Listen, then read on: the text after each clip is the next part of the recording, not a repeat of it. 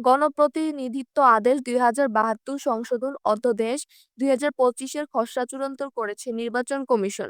তাতে নির্বাচন বাতিলের বিষয়ে নির্বাচন কমিশনের ক্ষমতা বৃদ্ধির প্রস্তাব করা হয়েছে। এটা চূড়ান্ত হলে নির্বাচনে কোনো আসনের ভোট নিয়ে প্রশ্ন উঠলে এই আসনের পুরো ভোট বাতিল করতে পারবে নির্বাচন কমিশন। আজ সোমবার রাজধানীর আগারগাঁওয়ে নির্বাচন ভবনের প্রধান নির্বাচন কমিশনার এএমএম নাসির উদ্দিনের সভাপতিত্বে অনুষ্ঠিত বৈঠকে রাজনৈতিক দল ও প্রার্থীর আচরণ বিধিমালা ২০২৫ পাশাপাশি গণপ্রতিনিধিত্ব আদেশ ১৯৭২ অধ্যাদেশে ২০২৫-এর খসড়া চূড়ান্ত করা হয়।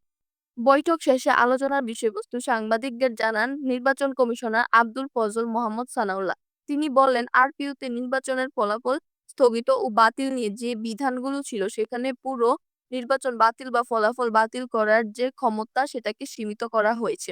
সেটা আবার পুনর্স্থাপন করা হয়েছে, অর্থাৎ নির্বাচন কমিশন অবস্থা বুঝে নির্বাচন স্থগিত করা, এক বা একাধিক বা সমস্ত ফলাফল বাতিল করতে পারবে।